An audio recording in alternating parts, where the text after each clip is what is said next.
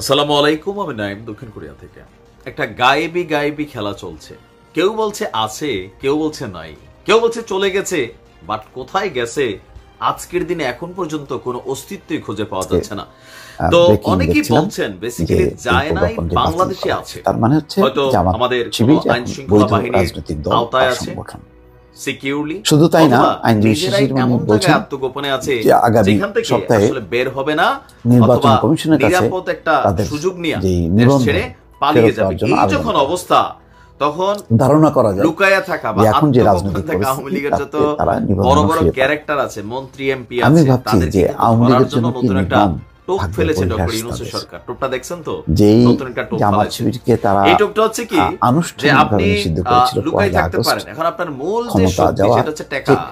সেই টাকারে যখন আপনার বন্ধ করে দেওয়া হচ্ছে, সিস্টেম করে দেওয়া হচ্ছে, অঘোষিতভাবে ভাইসা উঠবেন, কারণ এইবার আপনাকে সামনে আসতেই হবে।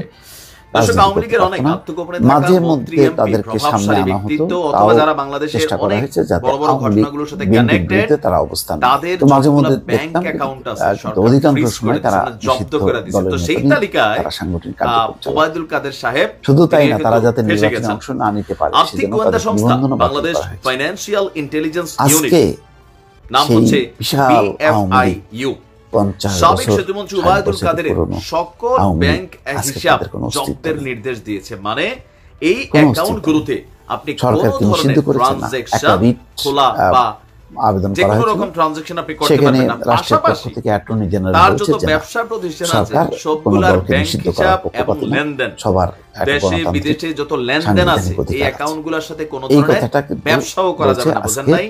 এমন একটা টোপ দিছে যে নিজের অ্যাকাউন্টের টাকাও সিজ।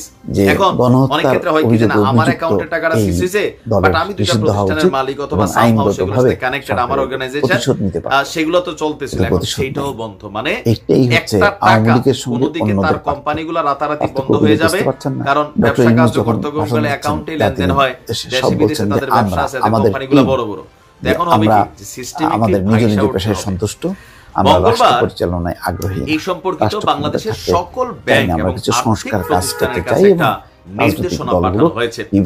নির্দেশনা অনুযায়ী হিসাব জব্দ করা, ওবায়দুল কাদেরের ব্যক্তিগত এবং ব্যবসায়িক অ্যাকাউন্টে সকল ধরনের লেনদেন বন্ধ থাকবে। আগামী 20 দিন, মানে আগামী 1 মাস এসব হিসাবে কোন ধরনের লেনদেন করা যাবে না। তো কত 1 মাস পরে তো কর্ম একটু দুনিয়া না, প্রতিষ্ঠানটির পক্ষ থেকে বলা হচ্ছে, মানে সরকারের পক্ষ থেকে প্রয়োজনে লেনদেন স্থগিত করার সময় বাড়ানো হবে যদি ভাইসা না উঠে। লেনদেন স্থগিত করার এই নির্দেশের ক্ষেত্রে মানি লন্ডারিং প্রতিরোধ বিধিমালা সংশ্লিষ্ট যে ধারাগুলো আছে সেগুলো প্রযোজ্য হবে। তো বলা হচ্ছে যে গত 5ই আগস্টের পর ওবায়দুল কাদের সাহেব দেশ ছেড়ে পালিয়েছেন এমন তথ্য আছে, তবে তিনি কোন দেশে গিয়েছেন এটা সম্পর্কে এখনো বাই ইমিগ্রেশন কোন রকম তথ্য আসেনি, বাট বেশিরভাগ লোক বলছেন তিনি আপনার আদর্শগতভাবে আওয়ামী লীগ যদি, আবার কেউ বলছেন দেশ ছেড়ে যায় নাই, চেষ্টা করছিল, এখন থেকে ফিরিয়ে দেওয়া হয়েছে আইনশৃঙ্খলা বাহিনীর বিশেষ ইউনিটের কাছে। এরকম মাছের ঝাঁক বাইধা রাখা হয়েছে, একজন একজন করে ছাড়া হয়, তাদেরকে বিভিন্ন মামলায় গ্রেফতার দেখানো হয়। সেই গণতন্ত্র আর গণতন্ত্র না থাকলে কি মানুষ কামাইছে, কত কামাইছে, তারা নিজেরাই যেখানে স্বাধীনতার মর্মবাণী পদদলিত করেছে, তারা স্বাধীনতা বিরোধী হিসেবে জামাত শিবিরকে নিষিদ্ধ করে কি কারণে? জামাত শিবির নিষিদ্ধ ছিল, তারপরে তারা বাংলাদেশকে মেনে নিয়ে আবার তারা রাজনীতি করেছে, কিন্তু আওয়ামী লীগ সেটা মেনে নিতে পারেনি। কেন পারেনি জানেন? জামাত শিবিরের এই শক্তিকে তারা ভয় করত। শুধু ভয় করতো তাই না, তারা মনে করতো যে এই জামাত শিবিরের যেই সাংগঠনিক এবং রাজনৈতিক জনপ্রিয়তা, তার সাথে যদি বিএনপি যুক্ত হয় তাহলে আওয়ামী লীগ আর কখনোই নির্বাচনে জয়যুক্ত হতে পারবে না এবং তারা ক্ষমতায় থাকতে পারবে না। সেই কারণে জামাত শিবির এবং মানে বিএনপির মধ্যে ব্যবধান তৈরি করার জন্য তারা এই মানে জামাতকে নিঃশেষ করতে চেয়েছে।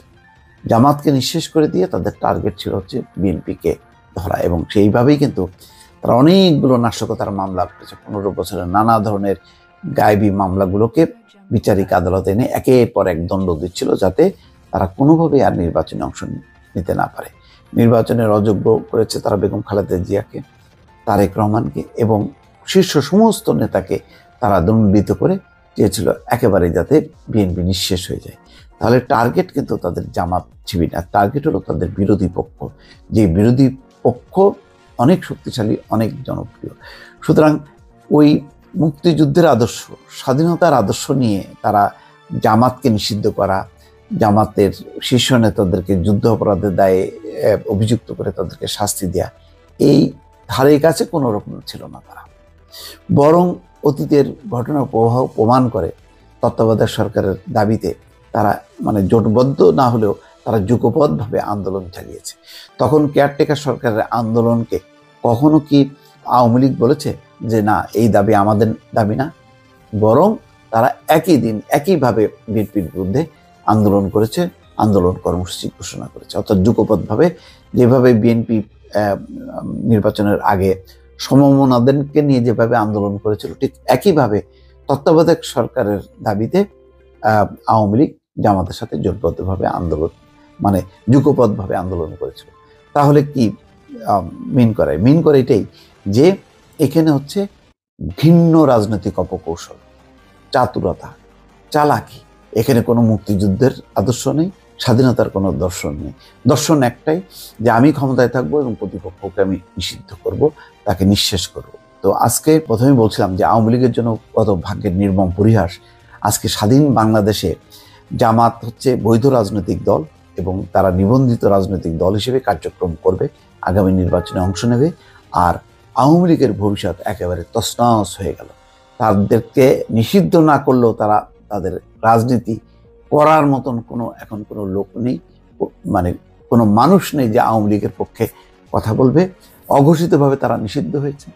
যদি নির্বাচন 6 মাস 1 বছর পরে হয়, সেই নির্বাচনে মানে অংশ নেওয়ার মতন তাদের কেউ থাকবে কিনা সেটাও মানে চিন্তার বিষয়। হয়তো নতুন কোনো নেতৃত্ব, নতুন কোনো লোক এসে আওয়ামী লীগের হাল ধরলে তারা হয়তো এগোতে পারে।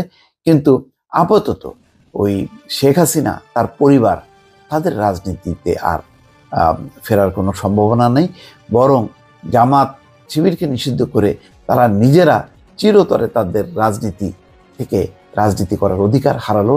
তারা নিজেদের অধিকার নিজেরা একদম কবর দিল। এটাই হচ্ছে বর্তমানের বাস্তবতা। দর্শক ভালো থাকবেন, আল্লাহ হাফেজ।